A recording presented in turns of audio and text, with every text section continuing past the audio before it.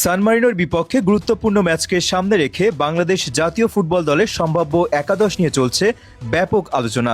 এরই মধ্যে নতুন প্রধান কোচ থমাস ডুলিয়ের পরিকল্পনা নিয়ে ফুটবল প্রেমীদের আগ্রহ তুঙ্গে। বিভিন্ন সূত্রের তথ্য অনুযায়ী এই ম্যাচে দলের অন্যতম তারকা মিডফিল্ডার হামজা চৌধুরীকে অধিনায়ক হিসেবে দায়িত্ব দেওয়া হতে পারে। অভিজ্ঞতা, নেতৃত্ব গুণ ও ইউরোপিয়ান ফুটবলে খেলার অভিজ্ঞতার কারণে হামজাকেই দলের নেতৃত্বে দেখতে চান অনেকেই। সান মারিনোর বিপক্ষে ম্যাচে আক্রমণাত্মক ফুটবল খেলতে চাইবে বাংলাদেশ। সেই লক্ষ্য সামনে রেখে কোচ থমাস ডুলি 4-2-3-1 ফরমেশনে দল সাজাতে পারেন বলে ধারণা করা হচ্ছে। গোলবারের নিচে থাকতে পারেন আনিসুর রহমান জিকো। দেশের অন্যতম সেরা গোলরক্ষক হিসেবে জিকোর উপর আস্থা রাখার সম্ভাবনাই বেশি। রক্ষণভাগে দেখা যেতে পারে অভিজ্ঞ ও তরুণ ফুটবলারদের সমন্বয়। দুই সেন্টার ব্যাক হিসেবে সুযোগ পেতে পারেন নির্ভরযোগ্য ডিফেন্ডাররা, যারা প্রতিপক্ষের আক্রমণ ঠেকানোর পাশাপাশি বিল্ড আপ খেলায়ও ভূমিকা রাখবেন। ডান ও বাম প্রান্তের ফুল ব্যাকদেরও আক্রমণে অংশ নেওয়ার নির্দেশনা থাকতে পারে। মিডফিল্ডে হামজা চৌধুরীর ভূমিকাই হবে সবচেয়ে গুরুত্বপূর্ণ।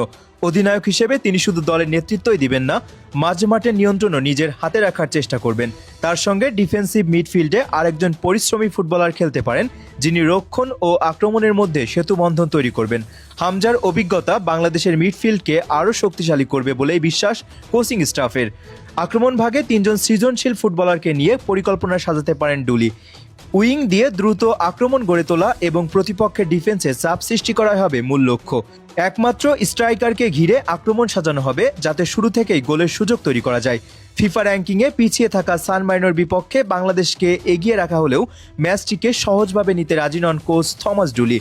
আধুনিক ফুটবলে কোনো দলকেই হালকাভাবে নেওয়ার সুযোগ নেই বলে মনে করেন তিনি। তাই ম্যাচের শুরু থেকেই সর্বোচ্চ মনোযোগ ধরে রেখে খেলতে হবে লাল সবুজের প্রতিনিধিদের। হামজা চৌধুরীকে অধিনায়ক করা হলে সেটি হতে পারে বাংলাদেশের ফুটবলের জন্য নতুন এক অধ্যায়ের সূচনা। ইউরোপের শীর্ষ পর্যায়ের অভিজ্ঞতা নিয়ে আসা এই মিডফিল্ডার মাঠে যেমন নেতৃত্ব দিতে পারবেন, তেমন তরুণ ফুটবলারদেরও অনুপ্রাণিত করবেন। সান মারিনোর বিপক্ষে জয় দিয়ে নতুন যুগের যাত্রা শুরু করতে চাইবে বাংলাদেশ। এখন সমর্থকদের অপেক্ষা চূড়ান্ত একাদশ ঘোষণার। হামজার নেতৃত্বে মাঠে নেমে বাংলাদেশ প্রত্যাশিত ফল এনে দিতে পারে কিনা সেটাই দেখার বিষয়। তবে সম্ভাব্য পরিকল্পনা অনুযায়ী দল নামলে আত্মবিশ্বাসী ফুটবল খেলেই 3 পয়েন্ট তুলে নেওয়ার লক্ষ্য থাকবে বাংলাদেশের।